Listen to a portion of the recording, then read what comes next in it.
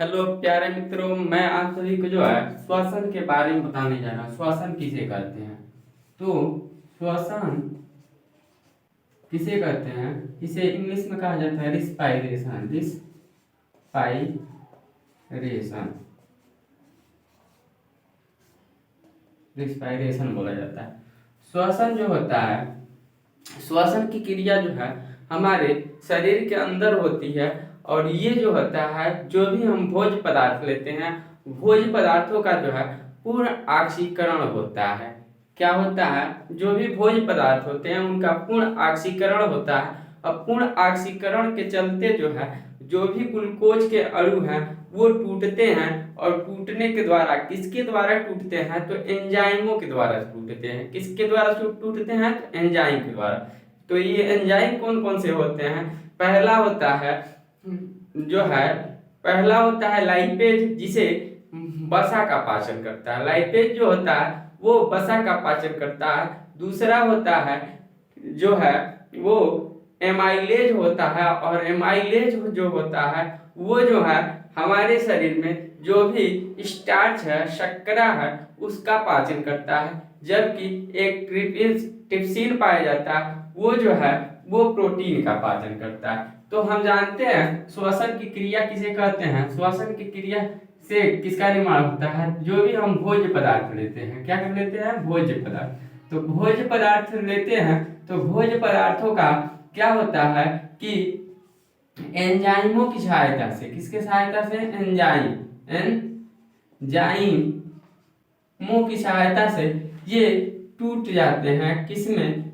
Enzyme और glucose C6H12O6, इसकी सहायता से ये टूट जाते हैं। किसमें? तो ये कार्बन डाइऑक्साइड गैस में टूटते हैं, फिर जो है जल में टूटते हैं, फिर जो है ये एनर्जी रिलीज करते हैं। क्या करते हैं? ऊर्जा मुक्त करते हैं, है ना। तो हम जान सकते हैं इसके माध्यम से कि श्वसन किसे कहते हैं। तो श्वसन में की क्रिया जो है, श्वसन की क्रिया भोज्य पदार्थों के अंदर होती है, भोज्य पदार्थों के द्वारा होती है। भोज्य पदार्थ क्या होते हैं? तो भोज्य पदार्थों में जो भी ग्लूकोज के अणु होते हैं उसका पूर्ण ऑक्सीकरण होता है। पूर्ण ऑक्सीकरण होने की क्रिया ही श्वसन कहलाती है। पूर्ण ऑक्सीकरण होने की क्रिया है क्या कहलाती है? तो श्वसन कहलाती है। अब देखिए, श्वसन जो है 3 प्रकार के होते हैं। कितने प्रकार के होते हैं? 3 प्रकार के। एक होता है बाह्य श्वसन। बाह्य श्वसन, बाह्य श्वसन किसे कहते हैं? तो बाह्य श्वसन जो होता है ये श्वसन, बाह्य श्वसन क्या होता है? पहला होता है बाह्य श्वसन, दूसरा होता है आंतरिक श्वसन। आंतरिक श्वसन, आंतरिक श्वसन, आंतरिक श्वसन क्या होता है? दूसरा होता है आंतरिक श्वसन, आंतरिक श्वसन। और तीसरा जो होता है ये जो है कोशिकी श्वसन होता है। क्या होता है? कोशिकी श्वसन होता है। कोशिकी श्वसन होता है। क्या होता है? कोशिकी श्वसन। देखिए, तो इसमें श्वसन की जो श्वसन होता है ये 3 भागों में बटा होता है। कौन कौन? तो पहला होता है बाह्य श्वसन, दूसरा होता है आंतरिक श्वसन और तीसरा होता है कोशिकी श्वसन। अब बाह्य श्वसन जो होता है ये 2 प्रकार के होते हैं। कितने प्रकार के होते हैं? तो 2 प्रकार के। बाह्य श्वसन कितने प्रकार के होते हैं? तो ये होते हैं 2 प्रकार के। पहला होता है श्वासोच्छ्वास।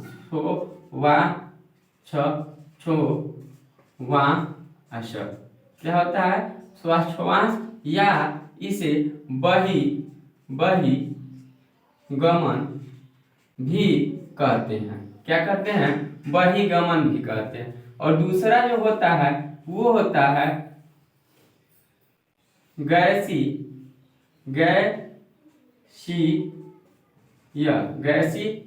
दूसरा क्या होता है? तो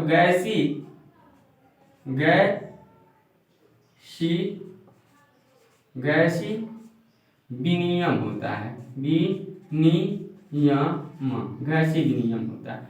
तो श्वास की क्रिया जो होती है, ये श्वास की क्रिया जो है श्वसन की उपस्थिति में होती है। किसकी उपस्थिति में होती है?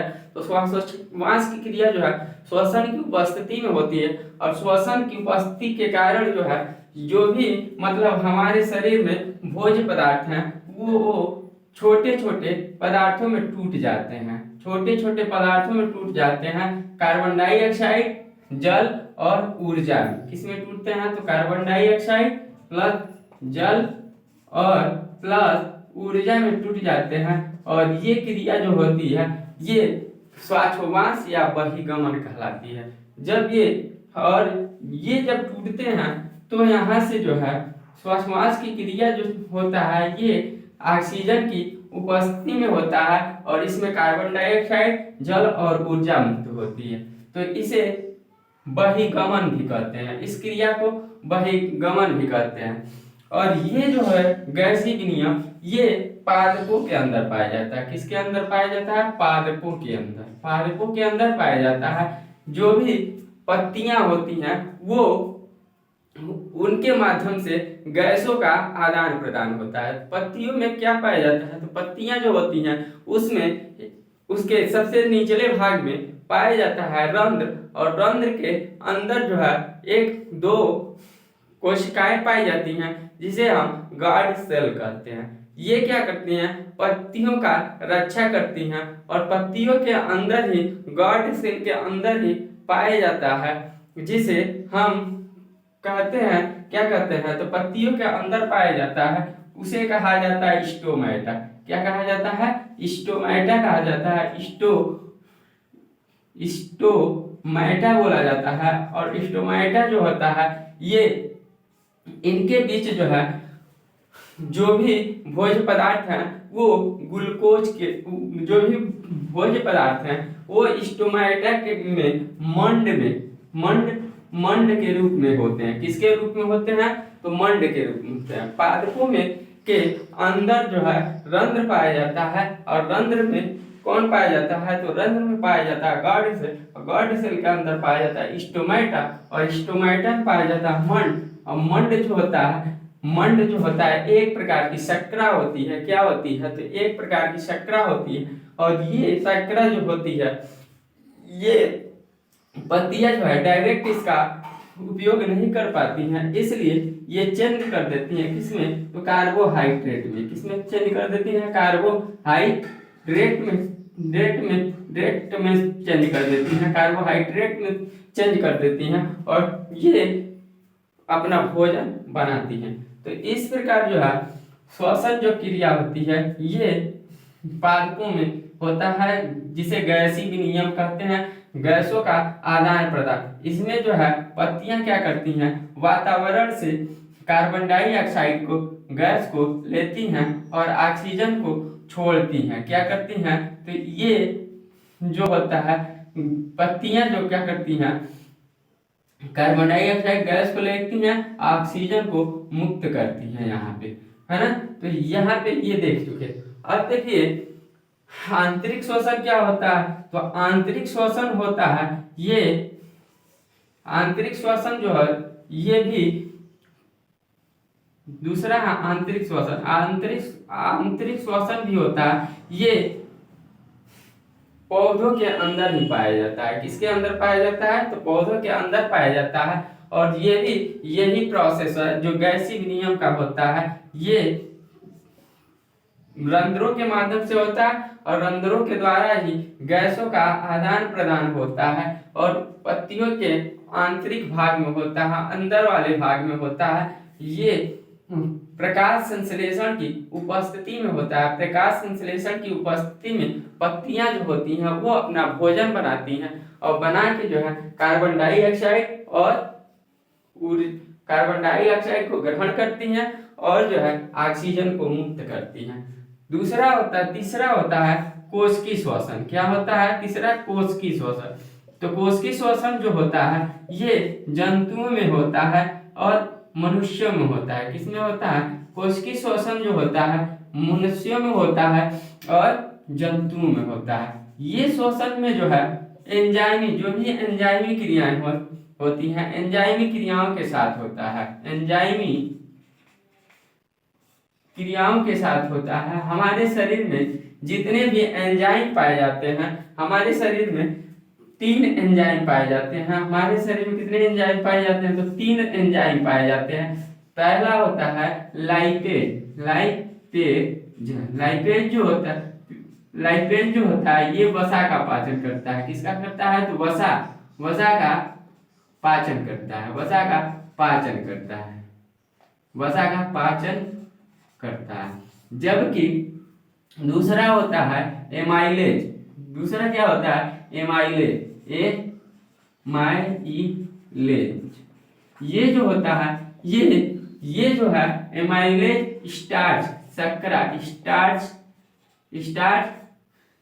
जिसे हम स्टार्च को हम मीठा पदार्थ बोलते हैं, मीठा पदार्थ बोलते हैं। मीठे पदार्थ का ये पाचन करता है। किसका पाचन करता है? तो मीठे पदार्थ का पाचन करता है। तीसरा होता है ट्रिप्सिन। तीसरा होता है, ये ट्रिप्सिन होता है, ट्रिप्सिन होता है। और ट्रिप्सिन जो होता है ये प्रोटीन का पाचन करता है। किसका पाचन करता है? तो प्रोटीन का। जितने हमारे शरीर में प्रोटीन मिलते हैं तो उसका पाचन जो है ये ट्रिप्सिन नामक एंजाइम होता है। तो इस तरह हमारी शरीर में जो है, शरीर के कोशिकीय भाग में होता है। ये सब क्रियाएं जो होती हैं शरीर के कोशिकीय भाग में होती हैं। और कोशिकाओं के अंदर जो है ये माइटोकॉन्ड्रिया, कोशिकाओं के अंदर पाया जाता है माइटोकॉन्ड्रिया। माइटोकॉन्ड्रिया में